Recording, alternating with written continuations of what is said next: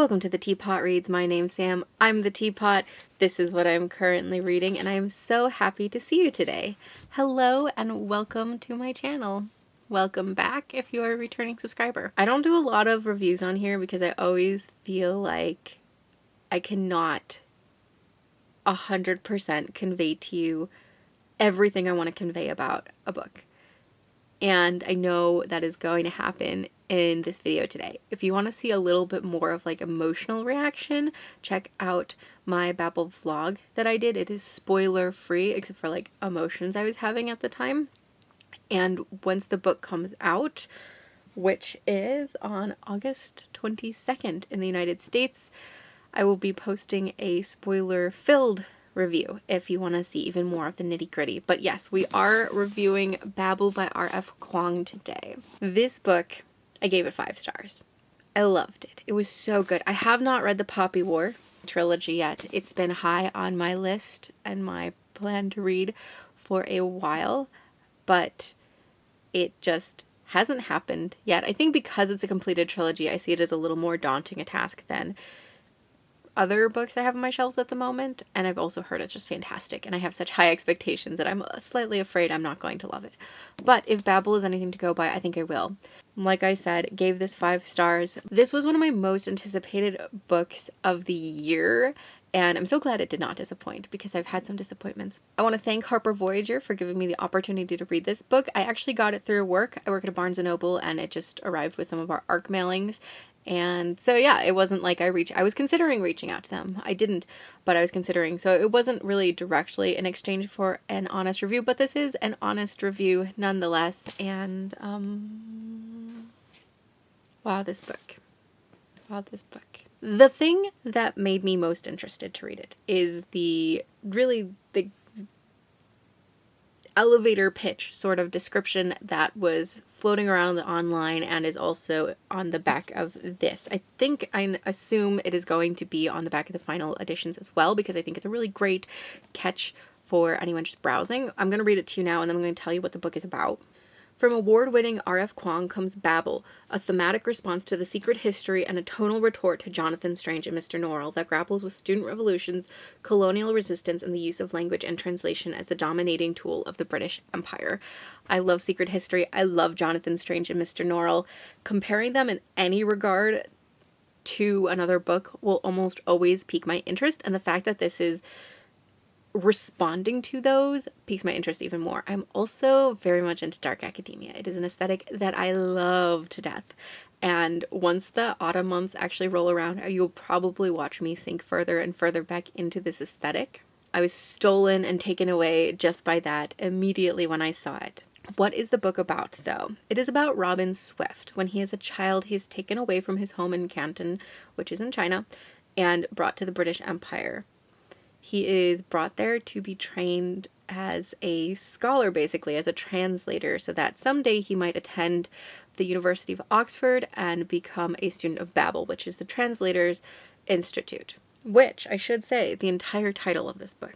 It's Babel, or The Necessity of Violence, an Arcane History of the Oxford Translators' Revolution. I love that title. It gives a little bit away, but I love that title. It's so clever. And I don't think they're printing the entire thing on finished copies, which is such a shame because it is such a cool little title. Anyway, so Robin is basically taught languages. He is trained up so that he will become a member of Babel and graduate and basically just be a very important cog in the machine of empire. The way that magic works in this world is a little complicated and hard to explain, but I'm going to. I say it's hard to explain. The book does a really good job, but it takes chapters and literal lectures to completely explain to the reader how it works. And that sort of description works really well for this book since it's set in such an academic setting. But I'm not going to lecture to you. I'm also going to put the book down because I've been having back pain and this is going to get really tiring really fast. So magic works via translation. And they inscribe on silver bars, because silver is really important to magic working. They inscribe on silver bars 2 words in typically 2 different languages. They will have one word and then a second word that is a translation of that word. And it is the gap between those 2 words. So the what is lost in translation, basically, or what is gained. But the shift that happens in translation between those two words, that is what the magic is. That is what the silver bar causes to happen. It's very, very highbrow magic.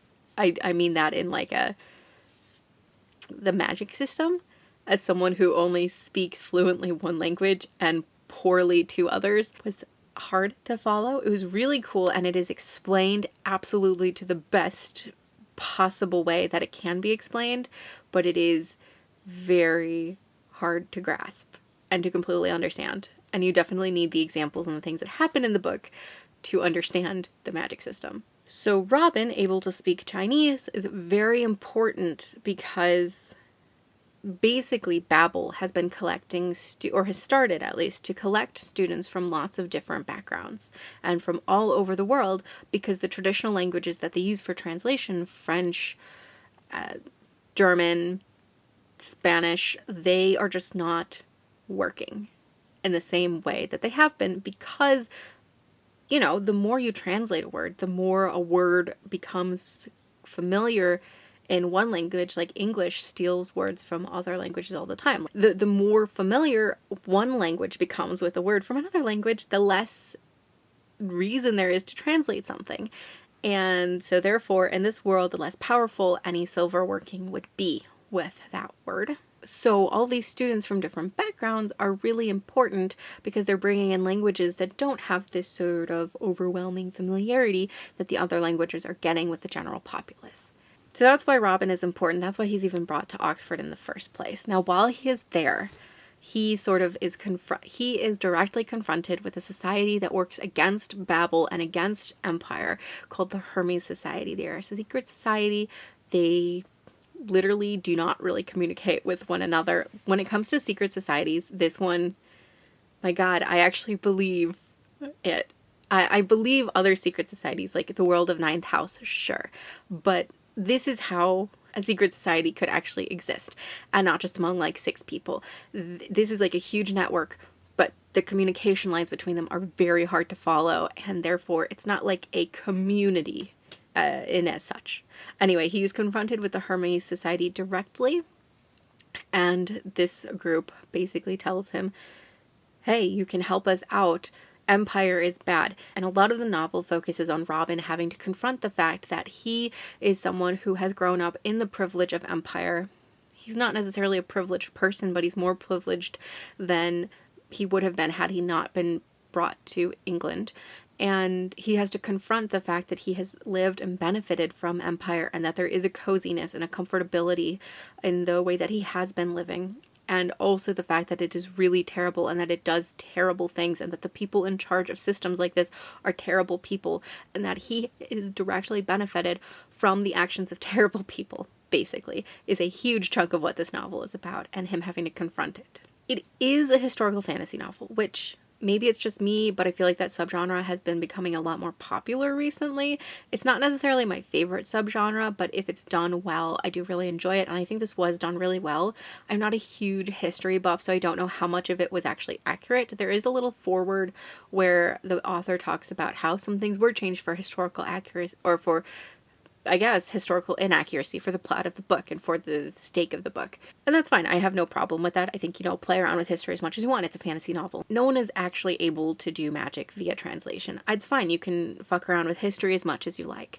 I personally, though, wish there was some sort of guide online that I could be like, wait, but was that real? Was that real? Because I'm just curious. I want to know what parts of it were historically accurate. And I did Google a few things as I was going through, and most of what I was finding was either that, yeah, it was fairly accurate, or it was accurate in a different way.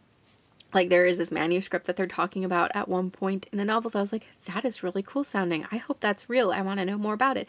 And I Googled it, and it is real. Rather than being kept at Oxford, though, it is kept at Yale in real life. So it was like little things like that. I enjoyed it. I thought the historical period made me feel like I was there. I didn't feel like I was taken out.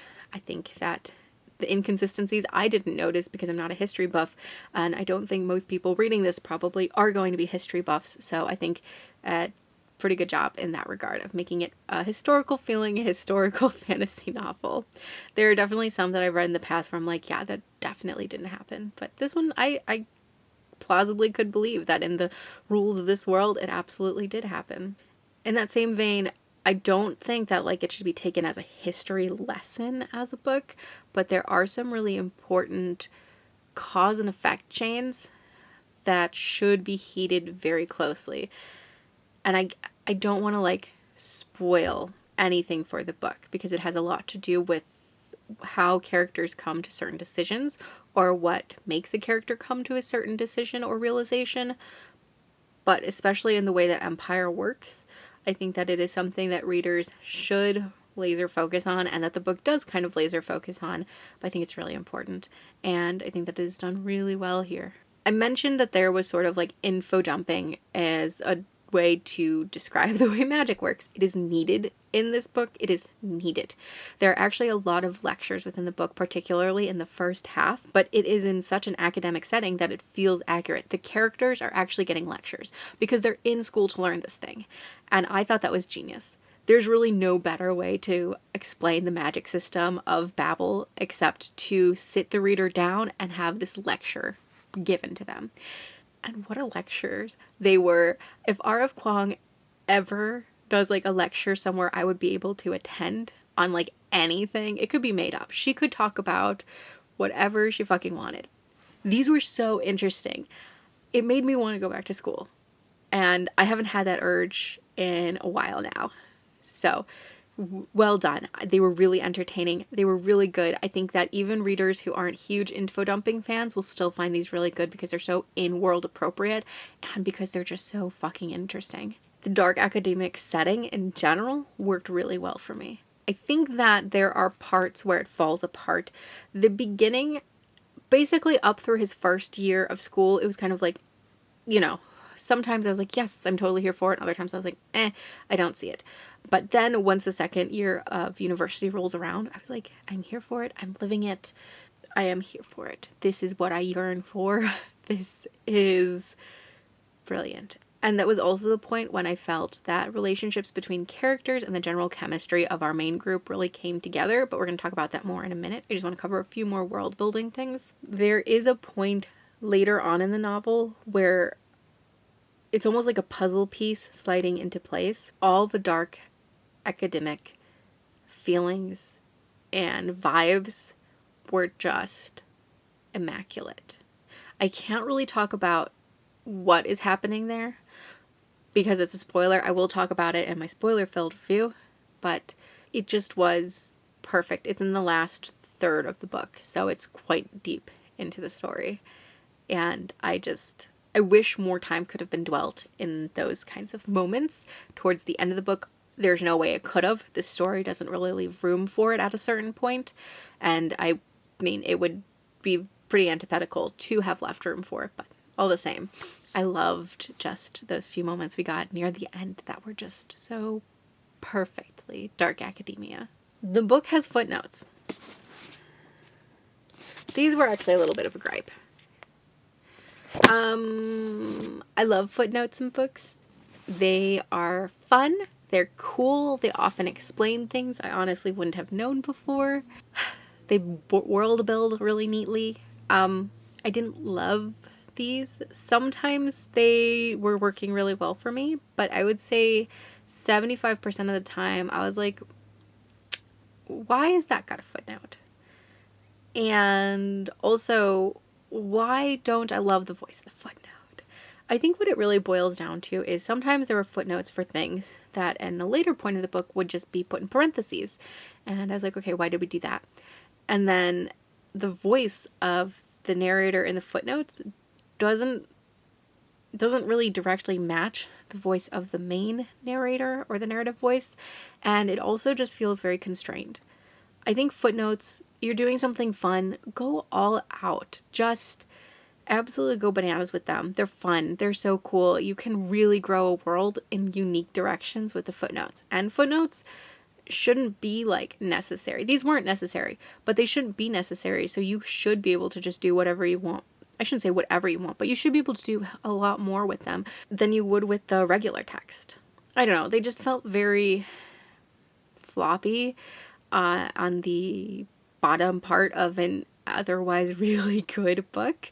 It didn't dock any like points from my reading experience because they were interesting to a degree, but I really wish there had been a stronger commitment to them or just ditch them completely. I do think that they're nice to have them there, so I'd rather them not be ditched completely, but I don't know, they lacked. They absolutely lacked, and that's kind of a shame. Since I haven't read The Poppy War, this is my first Kwong novel. I have only heard good things about her and her writing, and yes, it's fantastic. She knows how to write. I won't say that she's the most sparkly writer, if that makes sense. There are some books that make me just seethe with joy and want to sink into because of the writing. Right now I'm reading Harrow the Ninth, and Tamsin Muir is one of those writers who, I'm not saying it's like nice imagery, but the way she writes is like sparkling and special. I don't really consider Kwong that kind of writer.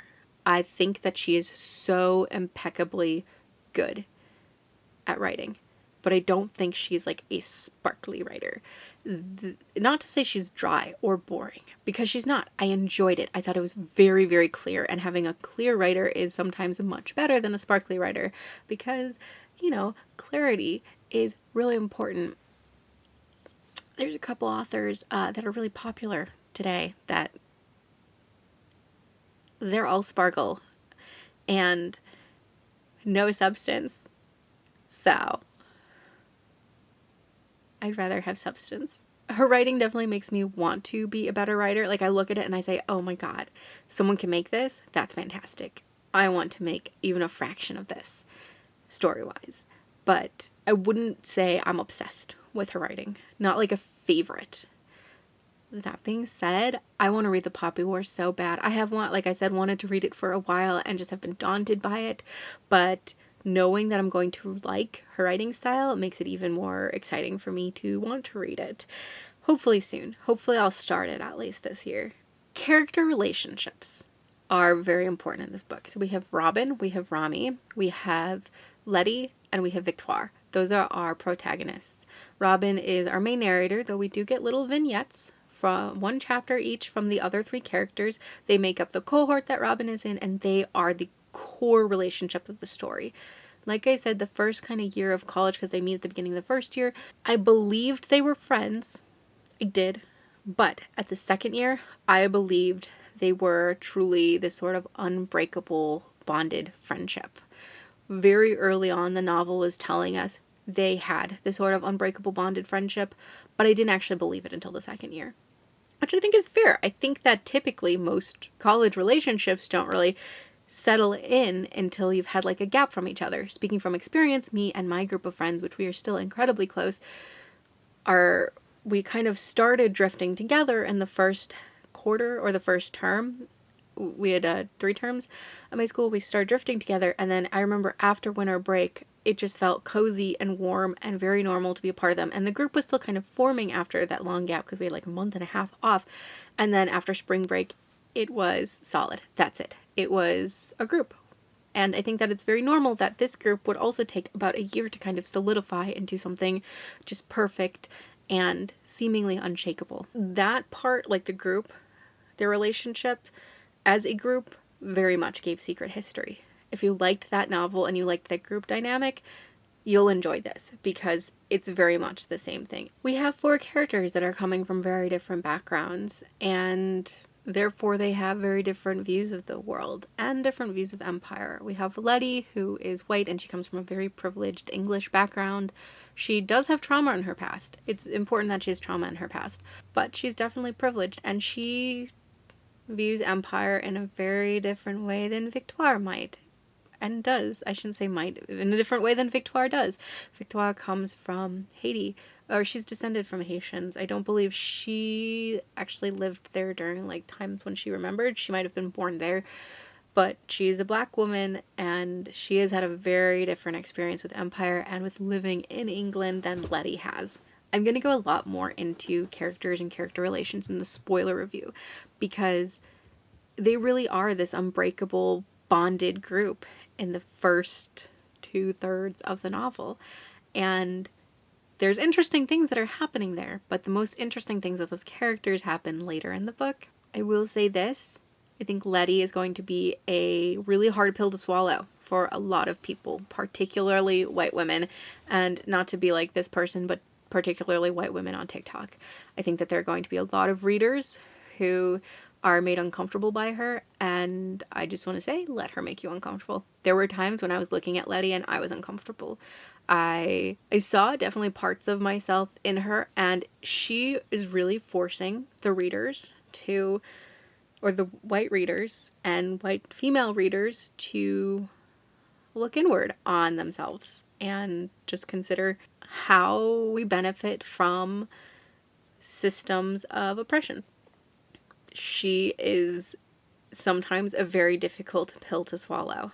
And I was really considering doing like a little portion being like, oh, poor Letty, in like an ironic way. She's actually a really interesting character, and I think that she is one of the greatest parts of the novel just because she at least made me directly confront privilege and my own privilege, and also made me confront how I view characters and where my sympathies for characters lie. I don't want to spoil anything, so that's where I'm going to leave Letty, and that's where I'm going to leave all of the characters, except to say I liked them all. And as far as characters, I really liked them all. Reading them each was a pleasure. Seeing them on the page, absolute joy. Even when things happen later on, I can still look back and say, I liked these characters. Well written, well-rounded, complicated characters. Fantastic. Letty is one of the messages of the novel. There are quite a few messages in this novel, the most important one being empire is necessarily evil.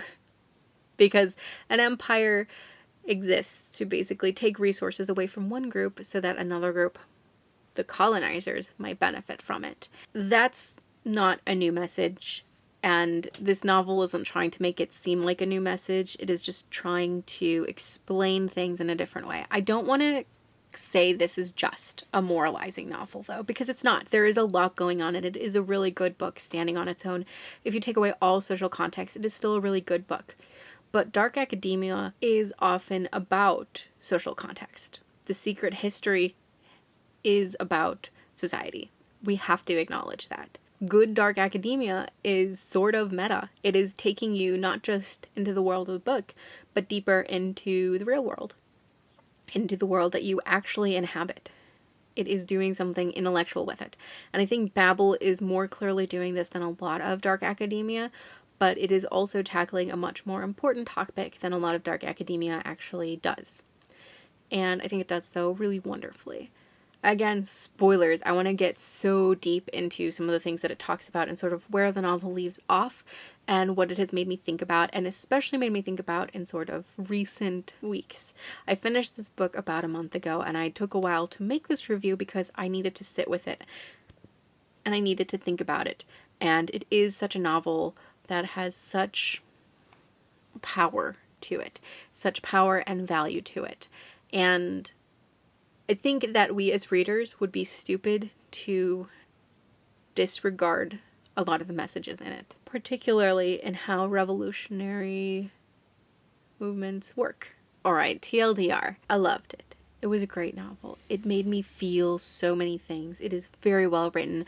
I loved the characters even when they were being horrible. They were just a pleasure to read, and this was a joy of a book to inhabit. The dark academia aesthetic is fantastic. It is on point. I wouldn't say it is as on point as like a much more aesthetic book like that Victoria Lee book, A Lesson in Vengeance. Totally blanking on the name. It is right here. That one's fantastic if you just want pure aesthetic. But if you want messaging wise and importance wise, Babel is the far superior book. I think it might rightfully sit atop a throne of other dark academia novels once it releases, and I am really curious to see what the general population thinks of it. I do think that it is going to divide a lot of people, but I'm hoping that interesting conversations come out of that divide. Like I said at the beginning, this is a 5-star read. I strongly recommend it. I don't think it's something that once it comes out, you have to jump on right away. I don't think it's going to be a book that has like this huge initial surge. It will, because she's a popular writer and it is a very highly anticipated book for many, but I think it's also one of those books that will sort of have a slow burn and become an important member of not just the dark academia canon, but of the fantasy canon. And I think this is definitely going to surpass a lot of other books that are coming out contemporaneously. This one is just more important, in my opinion. So I'd say don't feel like you have to rush to read it. There are spoilers, but I don't think there's anything that happens in the book that will like flip you. You know, there's no like huge plot twist. There's no moment where as a reader I ever went, my God, I couldn't have seen that coming, because it is a very straightforward, for the most part, novel. And it, you know, the title, An Arcane History of the Oxford Translators Revolution, doesn't leave a lot of questioning about what this book is about. So I will say, don't feel like you have to read it right away, but do feel like you should read this book, because it is worth adding to your bookcase at one point or another. And I strongly recommend it. Strongly. Alright, thank you for watching. If you are new here and you like this content and you want to see more like it, please consider subscribing. I would definitely appreciate it. And if you are already a subscriber, thank you so much for watching. Thank you so much for being here. It means the world to me to know that there is someone on the other end of the screen listening to what I have to say. Alright, thank you. If you are somewhere cold, I hope you're staying warm. If you're somewhere warm, I hope you're staying comfortable. And most of all, I hope you're reading a great book. I will see you guys next time. Bye!